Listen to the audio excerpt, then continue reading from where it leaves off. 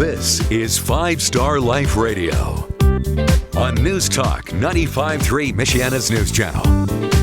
Now your host, Seth Moss. You're listening to 5 Star Life Radio, brought to you by Global Link Distribution, a supplier to the RV, manufactured housing, cargo trailer, and cabinet shop industries, and Dometic, the ultimate outdoor equipment engineered for living. You can check them out at Dometic.com. Both Dometic and Global Link Distribution are proud sponsors of 5 Star Life Radio. I'm Coach Seth. You're listening to 5 Star Life Radio on 95.3 MNC, and I'm joined in studio with my co-host, Coach Mia. Hey, Seth. We have I just want to give you a warning. Just kind of buckle up and text your friends, your coworkers, your family members. This is one of those shows you want to make sure you tune into. I kind of teased this in the last program if you tuned in last week. By the way, if you just tuned in, stumbled across the show, go to 5starlife.org. It's the number 5 or the word 5, the word star, the word life.org, 5starlife.org. We're a nonprofit organization on a mission to change the face of education, of sports, of culture. And you don't have to spend much time flipping on the TV or through, whatever your apps that you get news from to find out our culture is broken in so many ways. We're on a mission to change that, and it's by targeting the mindset of kids, starting with kids. That's where you create change. Again, you can learn more at 5starlife.org, but we have a couple awesome special guests in studio with us. And the reason I said to buckle up is because we have, last week I mentioned this tragic situation that took place with one of our 5 Star Life basketball players, Tyler Brown. He was the victim of gun violence, and he is still fighting for his life. And the thing that I've been saying for now 13 days, the day of this recording, it's been 13 days since he was shot. To anybody that will listen, I've said that the biggest concern I have right now is everybody cares right now. But in 2 weeks, in a month, in 3 months, what we do is we become so desensitized as a society to gun violence that we kind of just throw our hands up and say, man, somebody should do something. That's so sad. But thank God, fingers crossed, thank God, knock on wood, it didn't strike my family. I'm good. And we move on with our lives.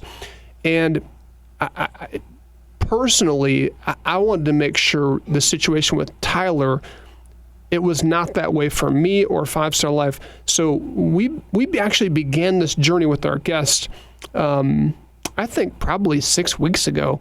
So we're excited about this, but I think the timing is perfect. So I want to introduce you to Loria Perez and Takisha Jacobs, who started a local nonprofit organization called Connect to Be the Change. So Loria, Takisha, welcome to 5 Star Life Radio. Thanks for having us. Thanks for having us. So I want to just kind of back things up and talk a little bit about how you first learned about 5 Star Life. Why are we here? And then I want to go back and ask more about why you started what you did. But first, how do we connect? So Beth North from Rotary is actually who connected us. She thought we would be it would be a good fit for Connect to Be the Change to meet with and work with 5 Star Life. So I remember meeting with you, giving you a tour at Summit, and hearing your stories, because the first thing I always ask is like, why Connect to Be the Change? Where did your journey start? And so, Takisha, why don't we start with you? Why Connect to Be the Change? Where is this birthed from? So Connect to Be the Change is birthed from my son being shot and killed in Indianapolis. That's why we're here.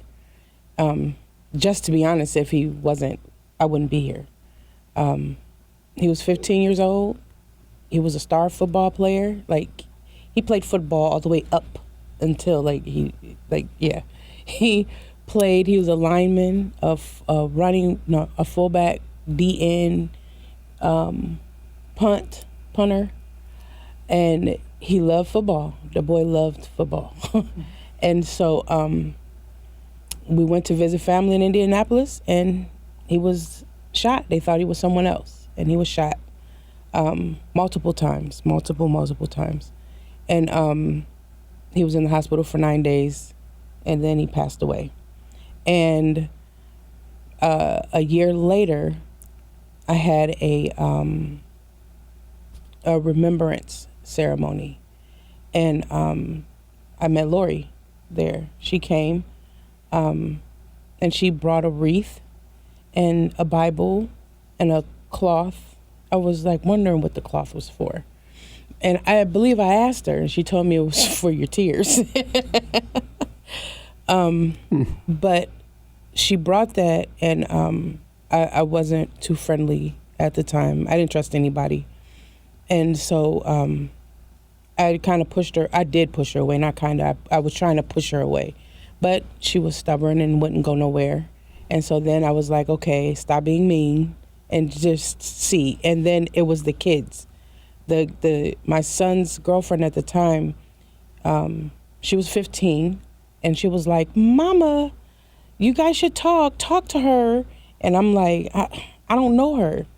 But she was also talking to Loria. I didn't know, but she was also talking to Loria.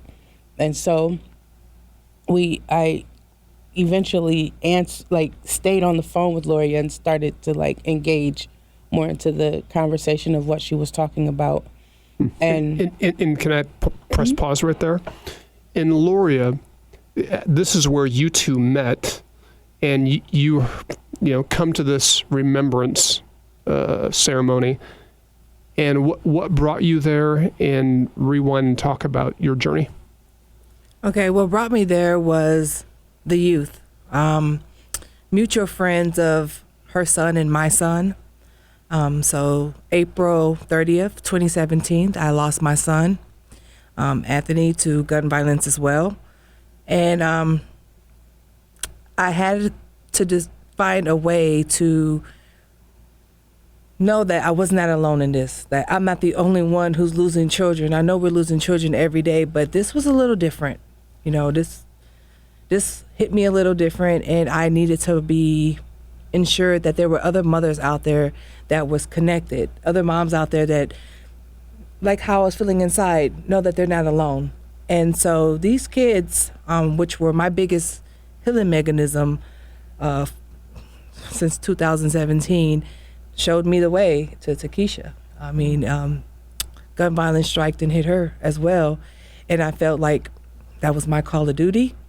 Reach out to her, let her know she's loved, she's not alone, and we're okay to feel the way we're feeling at this time, but hey, let's love on each other.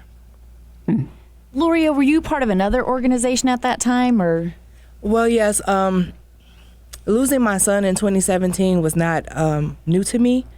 I lost another child in 2004, and I knew the path that it took me on. I knew that path was not healthy. I knew that path was self-destruction. And so when it hit again in 2017, I definitely had to do something different. So my healing mechanism for myself was jumping for Jesus. And my jump in my acronym was just use me please, or Jesus use me please. And that's what I was out there doing, passing Bibles, just winning souls. I mean, I felt like life would take its toll on its own, but do they know that, the Lord is their savior? And so that's what I was doing. And like I said, the connections started coming, but the main connection was the youth.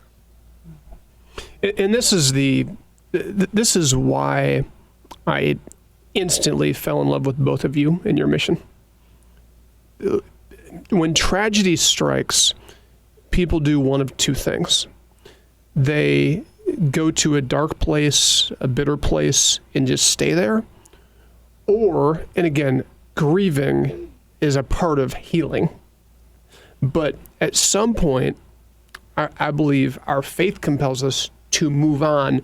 And what you've told me was we want to take our pain and turn it into purpose. And there's so much wisdom. I mean, I just hope people can grasp the weight and the wisdom and the power of that alone in life as a life principle. Taking your pain, turning it into purpose. And I just don't think there's anything that's more painful than losing a child. Like that, I don't think anything comes close to that. And so the fact that you two went through every human being's worst scenario and are turning into purpose, there's so many organizations and things out there that try to address violence and different things. And I get it. I mean, I know from talking to you, there's a phase of anger. There's a phase in the grieving process that's just like, this is so wrong. When Tyler got shot, my first emotion was anger. I wasn't sad. I was angry because I know Tyler is he's not in a gang. He's not carrying guns. He's not caught up in that lifestyle. So it's just like, this is not supposed to happen, right? It's not supposed to happen. So I just applaud you and acknowledge, one, I think it's so incredible, and I just hope people are listening to, if these two women can go through the most painful situation and still be standing, like standing, let alone start a nonprofit to actually help kids, and that's a part of the healing process. I think it's beautiful, and we're very excited. We wanted our listening audience to learn more and hear and be inspired, and at some point take action. So we're out of time right now. We have to take a quick commercial break. In between, text your friends, your family members and coworkers. Tell them to tune in to this, because we're going to come back with more with Loria and Takisha. This is 5 Star Life Radio on News Talk 95.3 Michiana's News Channel, your breaking news and weather station.